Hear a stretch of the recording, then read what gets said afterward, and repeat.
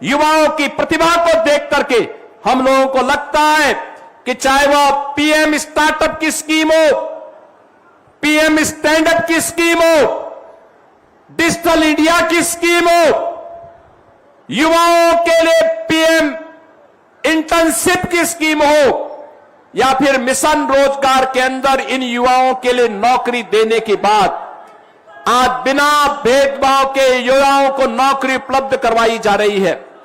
मैं पूछना चाहता हूं श्री राहुल गांधी से और पूछना चाहता हूं श्री अखिलेश यादव जी से, आप तो बताइए, पहले उत्तर प्रदेश के अंदर कांग्रेस को सर्वाधिक समय तक शासन करने का अवसर प्राप्त हुआ, समाजवादी पार्टी को 4 बार प्रदेश के अंदर मुख्यमंत्री बनने का अवसर प्राप्त हुआ।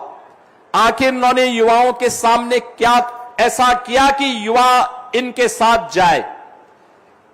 ये सच है कि कांग्रेस ने भी और समाजवादी पार्टी ने भी, कांग्रेस ने देश के युवा के लिए और समाजवादी पार्टी ने यूपी के युवा के सामने पहचान का संकट खड़ा किया था।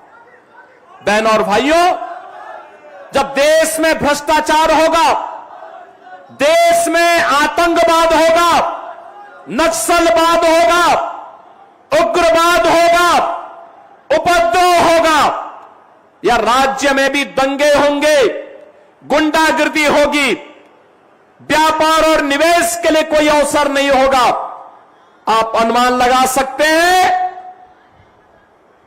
स्वाभाविक रूप से सबसे ज्यादा प्रभावित कोई होगा, युवा होगा। 17 के पहले यूपी के युवाओं के साथ यही होता था।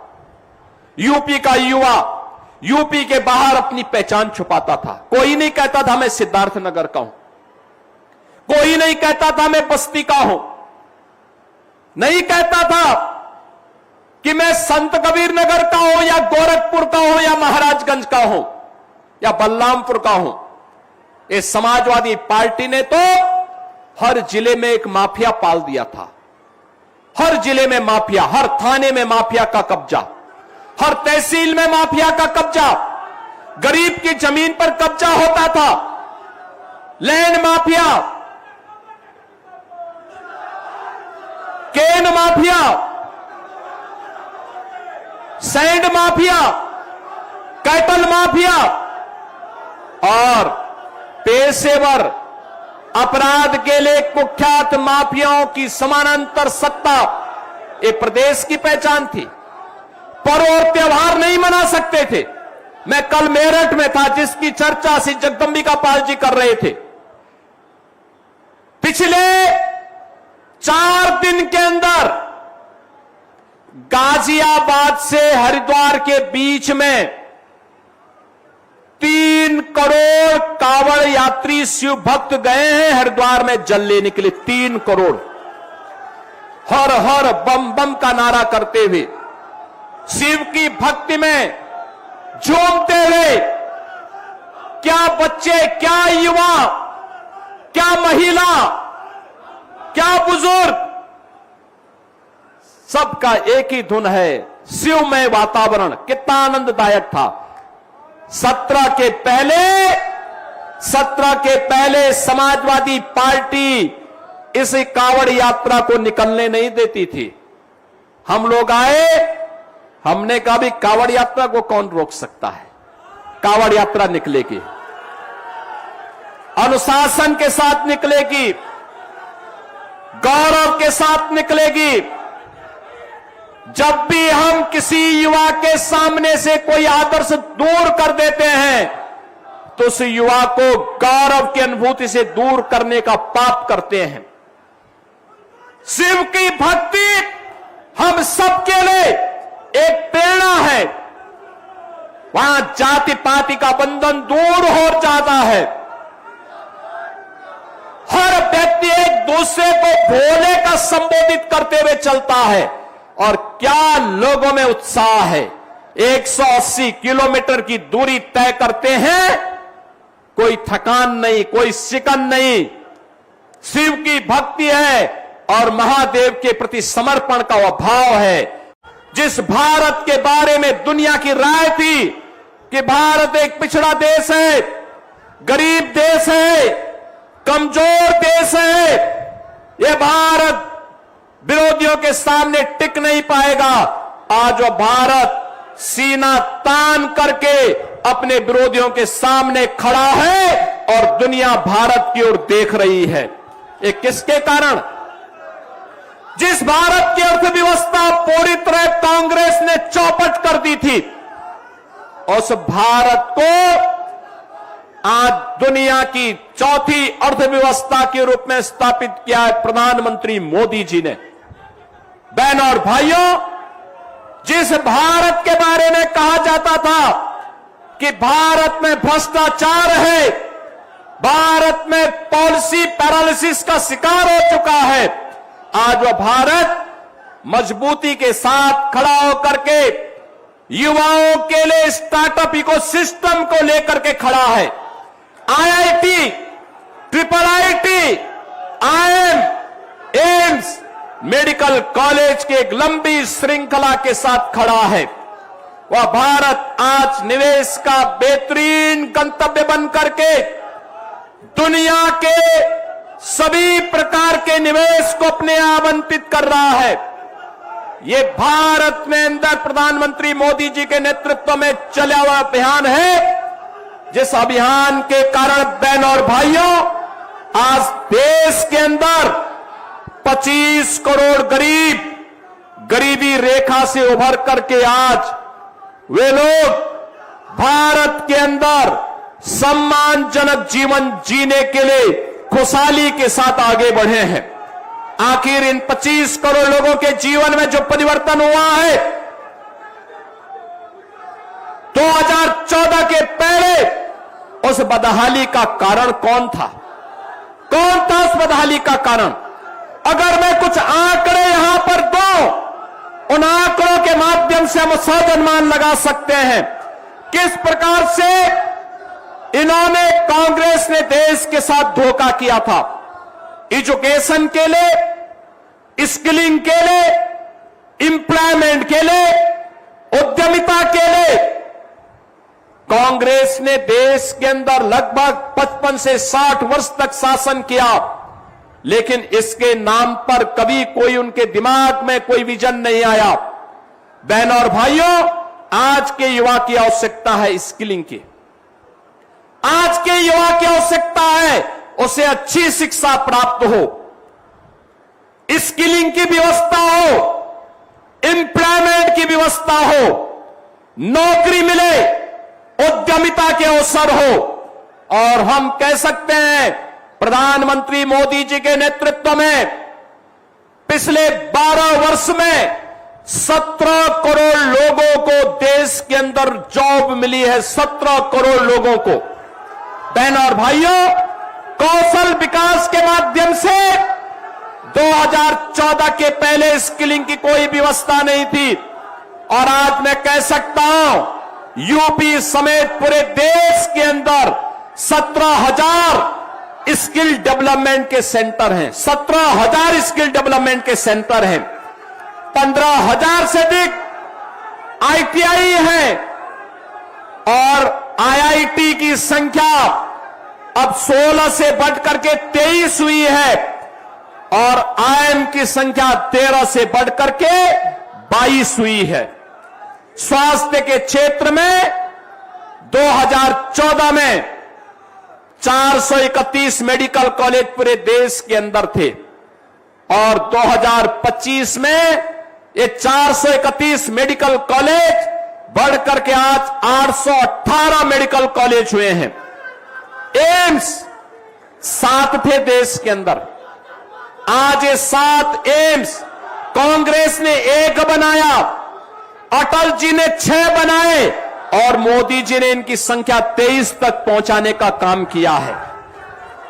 बहनों और भाइयों, एमबीबीएस की सीट 2014 के पहले देश के अंदर कुल 51,348 थी।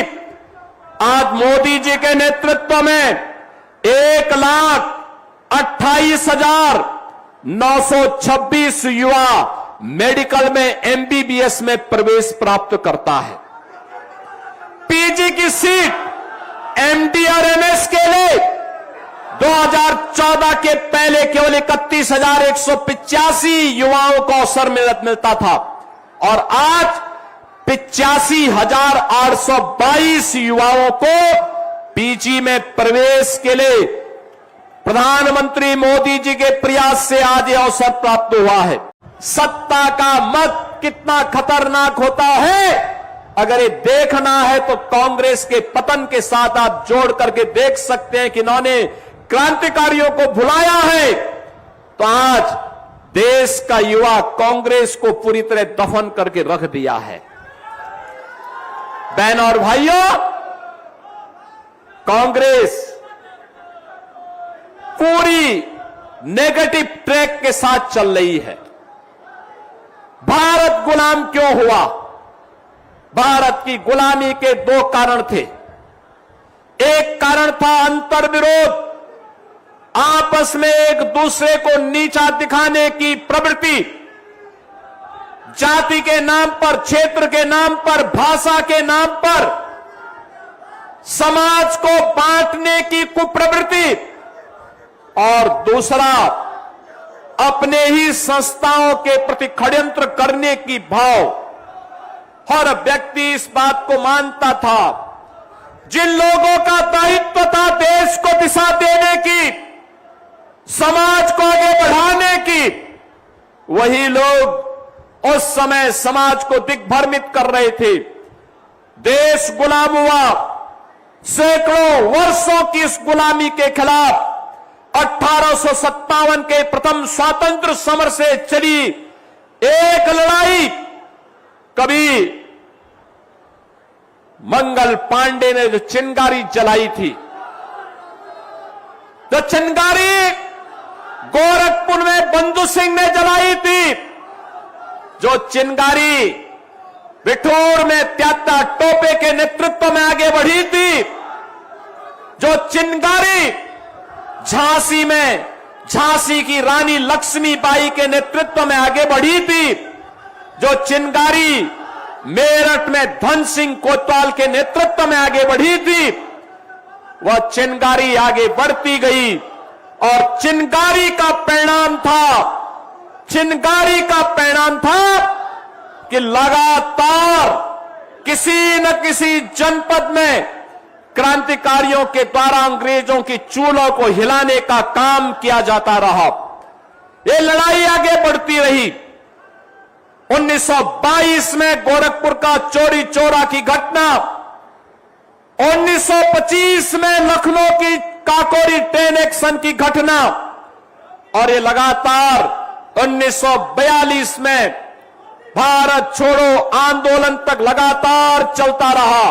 और आज उसी 9 अगस्त की तिथि काकोरी ट्रेन एक्शन की तिथि है, जो बहन और भाइयों, हर नौजवान को अपनी मातृभूमि के साथ, मातृभूमि को सर्वोच्च मानते हुए उन अमर बलिदानियों ने अपना बलिदान दिया था। मातृभूमि को सर्वोच्च मानते हुए ही पंडित राम प्रसाद बिस्मिल फांसी के फंदे पर झूले थे।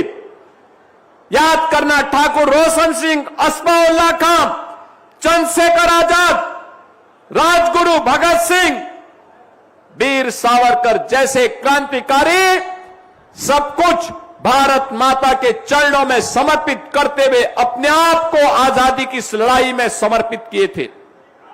और आज जो पाप उस कालखंड